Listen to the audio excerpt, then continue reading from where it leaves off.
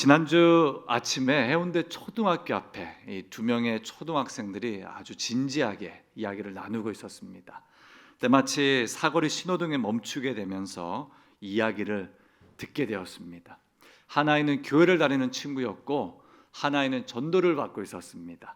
근데 이 전도를 받는 친구도 꽤나 이 교회에 관련된 정보와 이야기 많이 알고 있었습니다. 이 대화가 짧은 대화였는데 이런 내용이었습니다. 야, 물 위로 걷는다며. 누구 말씀인가? 예수님 이야기인 것 같습니다. 보이지 않는데 기도하는데 잘 모르겠어.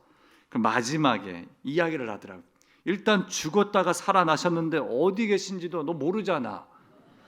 이렇게 이야기하고 나며 제가 끼어들고 참 이야기를 나누고 싶었는데 흥미진진했습니다. 야, 과연 저 전도하는 친구가 어떻게 대답할까?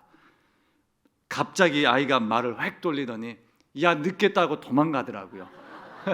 그 사거리 신호등으로 해운대 초등학교 쭉 도망갔습니다. 웃음이 나기도 하고 그 짧은 아침 시간에 전도하려고 했던 이 친구의 몸부림이 얼마나 귀한지, 야, 저 아이 어디 교회 출신인가 궁금했습니다. 그러면서도 참 여러 가지 생각들, 누구에게는 예수님이 참 소중한 이름인데 누구에게는 예수님이 아무것도 아닙니다. 누구에게는 예수님이 능력인데 누구에게는 예수님은 그저 죽었다 살아났다며 어디에 있는가, 이런 질문의 대상이 됩니다.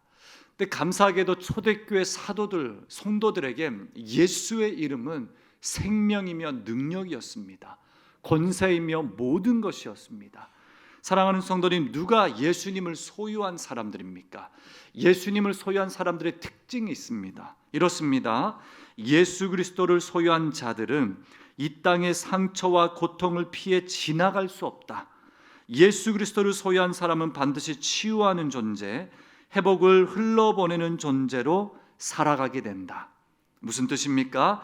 회복의 시작, 예수 그리스도 이름 자체가 회복과 치유와 능력이기에 예수로 살아가는 모든 사람들의 공통점은 회복의 자리에 있다는 것입니다. 스스로도 회복이 되지만 누군가를 회복하는 그 자리입니다. 시간이 지날수록 우리는 예수님으로 충만합니다. 예수님을 더더욱 사랑합니다. 주님으로 가득 차 있습니다. 다 알고 있는데 불구하고 예수의 이름을 놓치며 다른 화려한 세상의 것들을 붙잡는 경우가 많습니다.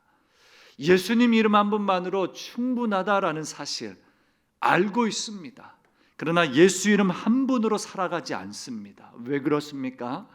인간의 마음속에는 누구나 다 깊은 욕망이 있기 때문입니다. 독일계 사회심리학자 에리 프롬은 이렇게 말합니다. 인간은 하나님을 잃으면 반드시 소유의 방식으로 존재를 대체한다. 더 많이 가져야 안전하고 더 많이 모아야 인정받고 더 많이 쌓아야 불안이 줄어든다고 믿는다. 하나님을 잃으면, 하나님의 존재를 잃으면 소유의 방식으로 바뀝니다. 내가 더 누려야지, 더 많이 가져야 안정지대에 놓여 있다라고 생각합니다. 근데 신앙생활도 마찬가지입니다.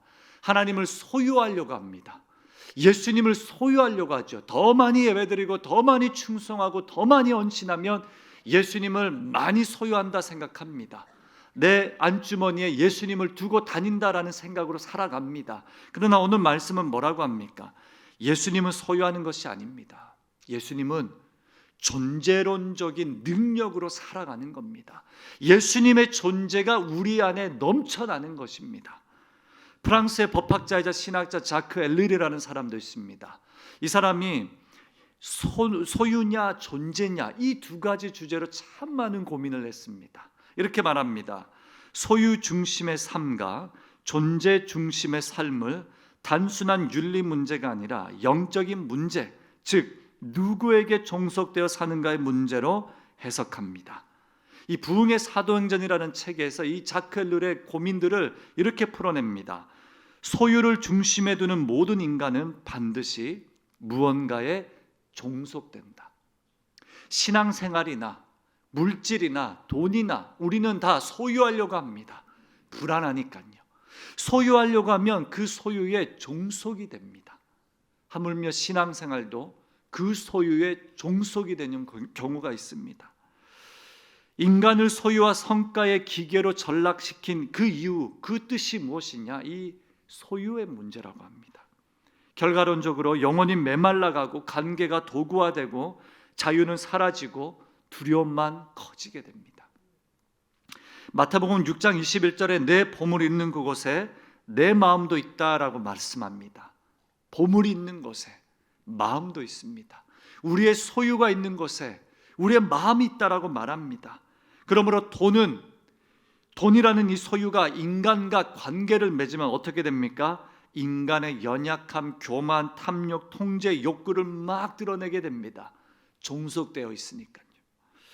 더 나아가 교회가 돈을 능력으로 여기면 성령의 능력을 상실하게 됩니다. 우리 신앙에 다른 수많은 것들을 소유로 느끼고 종속되기 시작하며 우리 안에 성령님의 능력을 상실하게 됩니다. 오늘 많은 젊은이들이, 많은 다음 세대가 교회를 떠나는 이유가 있습니다. 세상에서 이런 이야기를 많이 듣기 때문입니다. 야, 너희 부모 세대만큼 안정된 삶을 살지 못할 거야. 정신 차리고 열심히 살아. 열심히 돈을 모아. 열심히 투자를 해. 불필요한 낭비를 줄여. 이렇게 살아갑니다. 이런 메시지가 가정과 자녀와 교회 안에 침투합니다. 하나님의 소유라는 이 하나님을 존재론적으로 여기지 않고 소유하기 시작합니다. 왜 그렇습니까? 모든 인간의 삶이 자꾸만 소유의 본능으로 전환되고 있기 때문입니다. 하나님을 존재로 믿고 존재로 받아들이는 것이 아니라 소유의 대상으로만 여기기 때문이죠. 그러나 저는 이렇게 생각합니다. 교회를 떠나는 더 큰 이유는 예수를 소유했지만 예수님의 능력과 그의 존재를 잘 경험하지 못하기에 교회를 떠난다 생각합니다. 그런 친구들이 적어도 세상이 아니라 교회에서는 예수님의 존재로 살아가는 성도님들의 모습을 보고 싶은데 그 모습이 세상이나 교회나 동일하기에 많은 젊은이들이 교회를 떠납니다. 교회는 세상보다 기술을 늦게 따라간다고 해서 실패하는 것이 아닙니다. 교회는 세상보다 문화가 떨어진다고 해서 실패하는 것도 아닙니다. 교회는 예수님의 존재 방식으로 살아가지 않을 때 실패하게 됩니다. 실은 많은 넌 크리스찬들은 교회 요구하는 것이 대단한 것이 아닙니다. 교회 요구하는 것이 어떤 화려한 행사, 대단한 이벤트, 엄청난 기부 이런 거 요구하지 않습니다. 예수 안에 살아가고 있는지, 예수님의 존재로 살아가는지 이것을 보고 있는 겁니다. 사랑하는 성도님의 모습은 어떻습니까? 지독하게도 그리스도의 존재가 사라진 신앙은 소유했지만, 직분은 소유했지만 예수님의 능력의 존재가 나타나지 않는 우리의 모습입니까? 목회자로, 장로님으로, 집사님으로, 권사님으로, 성도로 우리가 살아가지만 신앙은 직분은 소유하는 것이 아닙니다. 신앙은 그리스도 안에 살아가는 것입니다. 오늘 이와 반대로 예수님의 소유를 넘어 예수님의 능력으로 살아간 사도들의 이야기가 등장합니다.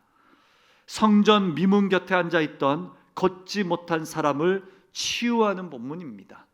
우리가 더 이상 이제 안진뱅이 아니면 소경이라는 단어를 쓰지 않습니다. 2000년 이후에 이 장애인 복지법에 의해서 이런 용어들이 많이 바뀌었습니다.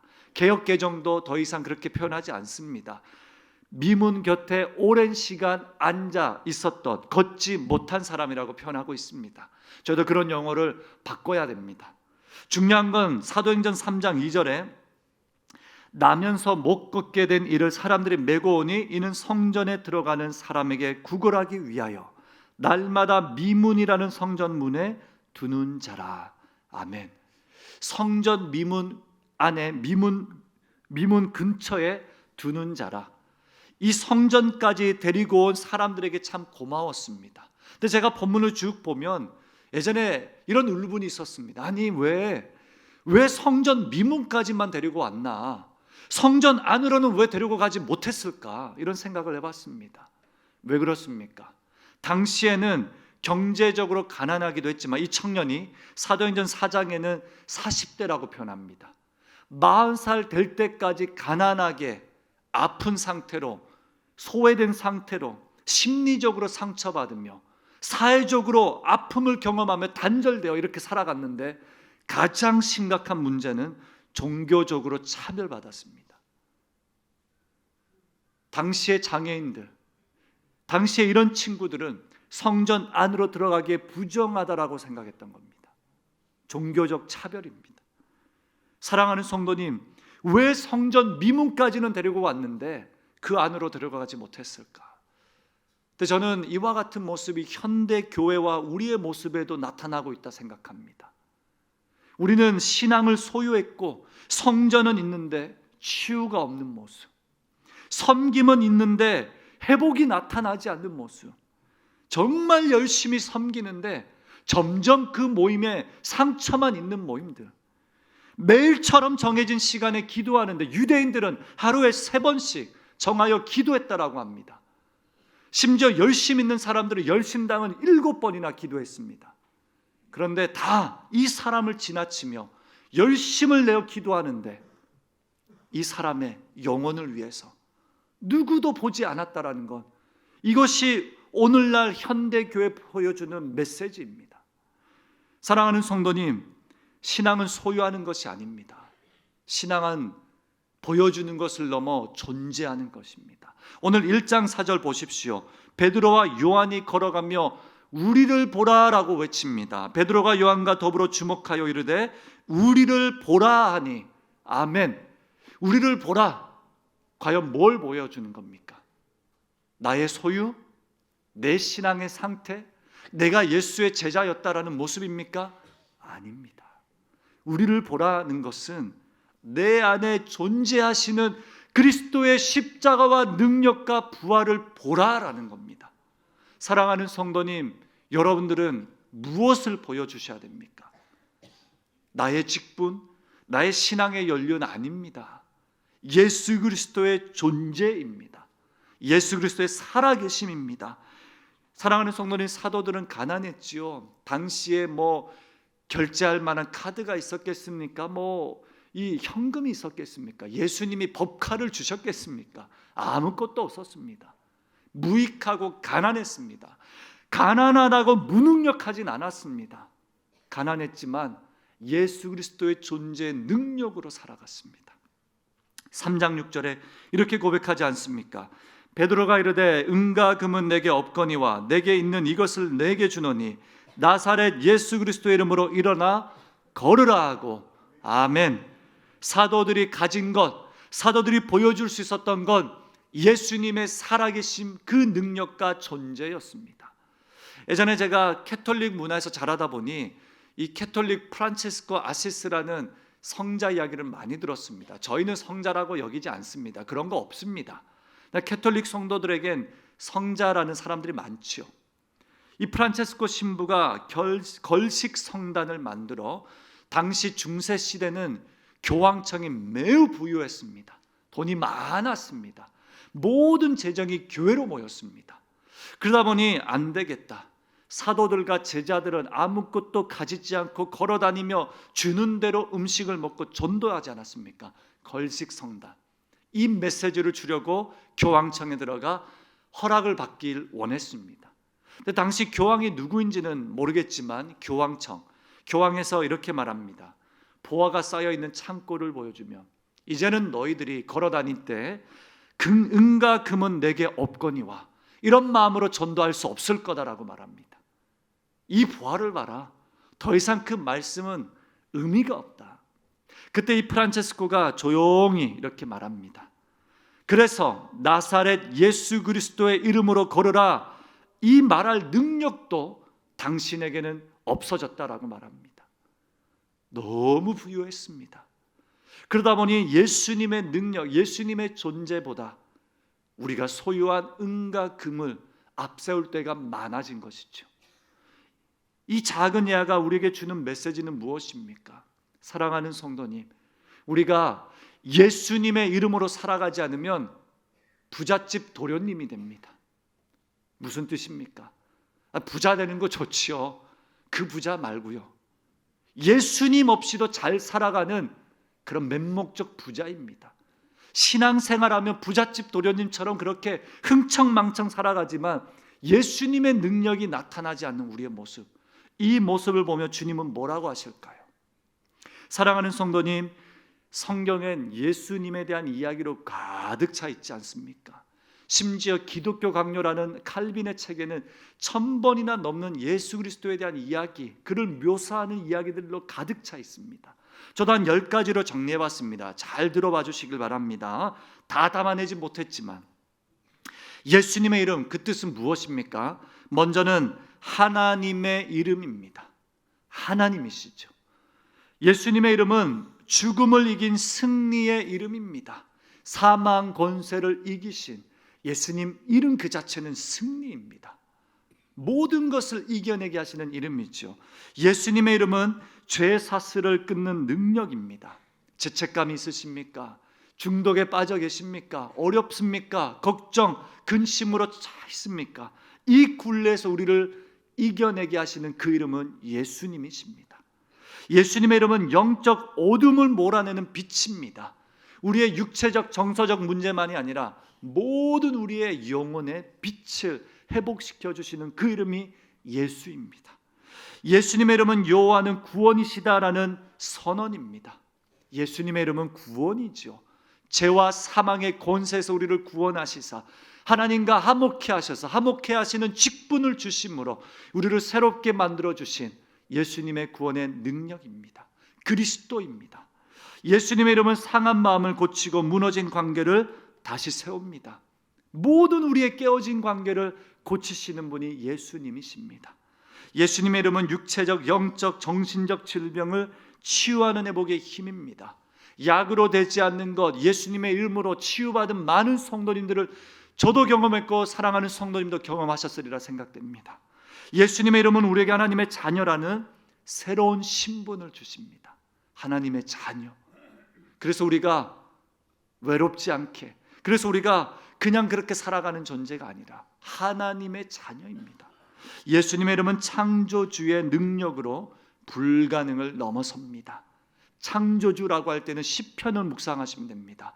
모태에서부터 태어나 그때부터 기묘하게 우리를 붙드사 인생의 모든 과정과 모든 미래와 모든 현재를 끌고 가시는 그의 놀라운 계획. 왜 그렇습니까? 창조주이기 때문입니다. 마지막으로 예수님의 이름은 하나님의 나라로 인도하는 문입니다. 치유와 회복과 정의와 사랑입니다. 어제 갈렙 모임을 잠시 했습니다. 갈렙, 푸른 갈렙, 우리 사랑하는 부모 세대 소그룹은 그냥 소그룹이 아닙니다. 천국의 문을 여는 영적인 통로가 되는 소그룹이다라는 말씀을 같이 나눴습니다. 모일 때 그냥 모이는 것이 아니라 한 영혼이 천국으로 인도받을 수 있는 놀라운 터전이다라는 이야기도 나눴습니다. 이 일을 예수 그리스도께서 우리를 통해 행하시는 건데, 자, 제가 말씀드린 10가지 다 아시죠? 아까 초등학생처럼 여러분 다 아시잖아요. 많이 들으셨지 않습니까? 죽었는데 다시 살아났다며 어디 계시냐? 신앙생활 하면서도 우리가 이런 마음으로 살아간다는 겁니다. 어디 계십니까? 이 예수님이 우리의 삶에서 언제, 어떻게, 어떤 모습으로 도대체 보여주시는 겁니까? 신앙은 소유하는 것이 아닙니다. 신앙은 우리 안주머니에 모시고 사는 게 아닙니다. 예수님은 그렇기 위해서 우리를 위해 죽으신 것도 아니시죠. 예수님은 너와 나와 함께 연합하여 이 주어진 삶을 하나님의 나라로 아름답게 만들어내자. 나와 함께 존재하자. 나의 살아계심을 너를 통해 증거되자 라는 마음으로 실존하시며 존재하시는 분이십니다. 오늘 그리스도인들이 이 세상에서 예수님을 잃어버리면 안 됩니다. 우리 크리스마스를 맞이하여 메리 크리스마스라는 이 이름 안에 무엇이 담겨져 있습니까? 예수님의 놀라우신 이름입니다. 이 이름이 사라지지 않도록 사랑하는 성도니 그리스도와 함께 존재하며 살아가시길 주님의 이름으로 축복합니다. 사도행전 3장 8절은 뛰어서서 걸으며 그들과 함께 성전으로 들어가면서 걷기도 하고 뛰기도 하며 하나님을 찬송하니라고 합니다. 성전 미문까지 올 수 있었습니다. 그러나 단 한 순간도 걸어 뛰어 성전 안으로 들어가 보지 못한 그 영혼을 누가 건져줍니까? 예수님으로 충만한 베드로와 요한이었습니다. 베드로와 요한을 통해 두 발로 기도의 장소로, 예배의 장소로 넘어와 뛰어들어 이제는 찬송하며 예배하는 사람이 되었습니다. 아멘. 사랑하는 성도님, 이것이 기적입니다. 나면서부터 걷지 못해 평생 성전 문 앞에만 머물던 사람이었습니다. 그러나 예수 그리스도를 소유한 자들로 인해 이 한 영혼이, 40대 넘는 이 청년이 이제는 주님 앞에서 예배하는 삶을 회복했습니다. 예수님이 하시는 사역은 이런 것입니다. 예수님이 처음부터 끝까지 행하신 기적은 이런 것입니다. 영혼을 구원하는 일입니다. 이 사명을 교회에 맡겨주셨습니다. 근데 이 이야기가 너무 평범한 거예요. 영혼 구원하여 제자 세우는 일, 영혼을 구원하여 전도하는 것, 예수님처럼 사는 것, 예수님처럼 되라. 우리 장로님 기도해 주셨지만 하나님의 꿈, 너무 익숙한 단어가 되었습니다. 익숙해서 이거를 바꾸려고 1년 동안 고민했는데 뭐 그럴 게 있을까? 하나님의 꿈은 하나다. 사도행정적 교회. 사도행정적 교회는 무엇입니까? 사도의 가르침과 예배와 감사와 찬양과 나눔과 사랑과 돌봄과 전도, 이것을 한 문장으로 풀어낸다면 영혼을 구원하는 것입니다. 제자를 세우는 것입니다. 이 비전을 위해 해운대 제일교회가 지금까지 달려왔습니다. 또 이 비전을 향해 우리는 함께 달려가야 할 것입니다. 사랑하는 성도님, 그 이름 안에 비밀이 있습니다. 예수 그리스도. 예수 그리스도를 소유하는 것을 넘어 그 이름으로 살아가시길 주님의 이름으로 축복합니다. 특별히 집사님, 장로님, 권사님, 목사님, 그 직분을 소유하는 것으로 우리는 멈추지 않습니다. 그 이상의 삶을 소망해야 할 것입니다. 오늘 오후 예배 은퇴식이 있습니다. 교회를 향해 수고와 마음을 담으셨던 많은 분들이 은퇴하게 됩니다. 은퇴라는 단어가 세상에서 만든 단어이기 때문에 이것을 우리가 신학적으로 잘 해석을 해야 됩니다. 하나님이 존귀하신 분들을 어떻게 계속해서 사용하실지 기대가 됩니다. 예수님으로 살아가시길 주님의 이름으로 축복합니다. 연말 연시에 저는 분주한 일과 스케줄을 잠시 내려놓기를 권면드리고 싶습니다. 성별회도 많고 모임도 많고 회식도 많을 것입니다. 요즘은 또 회식 문화가 많이 없어졌지만 멈추시길 바랍니다. 그리고 예수님과 함께 영혼을 돌아보실 때 주님을 소유한 1년이었나, 아니면 주님과 함께 살아온 그 역사와 능력과 권세로 승리한 1년이었는지 함께 돌아보시길 바랍니다. 저는 늘 연말마다 이렇게 기도합니다. 제가 처음 사역 시작할 때 그때 선배 목사님이 가르쳐준 기도문입니다. 어제보다 오늘 주님을 더욱 사랑하게 하소서. 오늘보다 내일 주님을 더욱더 사랑하게 하소서. 우리 송구영 신 지나고 새해 때 나눌 말씀이지만 2025년보다 2026년 예수로 더욱더 충만하게 하소서. 그 기도 외에 어떤 기도가 더 중요할까요? 주님으로 충만하길 간절히 소망합니다. 이번 신년 드림 기도회는 새일의 기도회에서 드림 기도회로 이름이 변경되었습니다.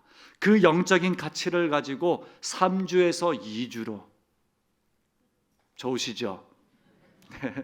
3주에서 2주로 연말 연시 일정들을 잡기 어렵고 자녀들이 방학도 안 하고 이제 시대가 많이 바뀌었습니다만 중요한 건 야고보서의 말씀으로 주님 앞에 엎드리면 주께 소리를 높여주실 겁니다. 사랑하는 성도님, 예수 그리스도 앞에 우리가 엎드리면 주님은 우리의 삶을 내어드릴 때 주님은 우리를 다시 영적 드림으로, 꿈으로, 삶을 드림으로 높여주시리라 믿습니다. 최근에 제가 104세 되시는 김영석 교수님의 책을 사고 책상 위에 올려두었는데 저녁 10시쯤에 이 책을 잠시 펼쳤는데, 그런 책 있지 않습니까? 성경책처럼. 그렇죠? 잠시 펼쳤는데 66권 다 읽고 막 마무리하고 싶은 그런 마음 많으시죠? 네. 그러시리라 믿습니다. 2026년은. 근데 이 책이 그랬습니다. 김영석 교수님의 그리스도인으로 100년이라는 책이 최근에 나왔는데 이분이 100세를 넘으셨습니다. 근데 쭉 읽다가 다 읽어버렸습니다. 한 사람이 100년을 살기도 힘든데 이분이 이렇게 말합니다. 100년을 변치 않는 신앙으로 살기는 더욱 힘든 일이다. 왜 그러냐? 소유하는 것이 너무 많다는 겁니다. 가진 것이 매우 많다는 겁니다. 그래서 본인은 100년 동안 한 일은 소유를 내려놓는 것이다. 나를 내려놓고 자아를 내려놓고 예수님으로 채우는 일이 100년 동안 살다 보니 이건 제일 어려운 것이다. 그리고 마지막은 뭐라고 하셨냐면 내 일생은 아버지의 나라가 우리 사회, 내 삶이 아니라 우리 사회에 이루어지게 하소서라는 기도를 끊임없이 드렸다고 고백합니다. 왜 그렇죠? 예수님을 소유한 사람들은 내 나라를 만드는 것이 아니라 하나님의 나라를 이 땅 가운데 이루어지기를 원하는 마음으로 치유자로 살아가게 됩니다. 예수님의 이름은 회복이요 능력이요 치유입니다. 구원자이십니다. 이 사명을, 이 예수님의 이름을 우리 사랑하는 성도님들에게 선물로 주셨습니다.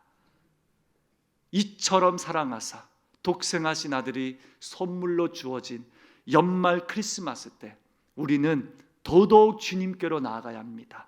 주님으로 충만하여 예수님 이름으로 충분합니다.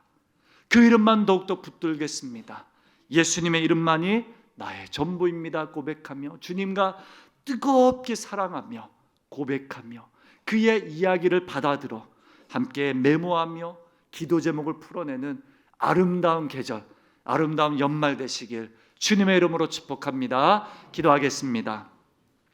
사랑의 주님, 100세를 살다 보니 한결하게 주님을 사랑하는 것이 이 세상에서 가장 어려운 일임을 알게 됩니다. 우리가 살아온 날들이 다 각자 다르지만 주님 나를 죽이고 예수님이 더욱더 극대화되는 삶을 살아내는 게 얼마나 어려운지 깨닫게 됩니다. 주님을 소유하는 것을 넘어 예수님과 함께 존재하며 살아가길 간절히 소망합니다. 사랑하는 우리 부모님들, 사랑하는 우리 다음 세대와 자녀들 모두가 예수님을 지극히 더욱더 사랑하여 어제보다 오늘 더 주님으로 충만한 인생 되길 간절히 소망합니다. 특별히 예수님의 존재는 능력이며 치유이며 회복입니다.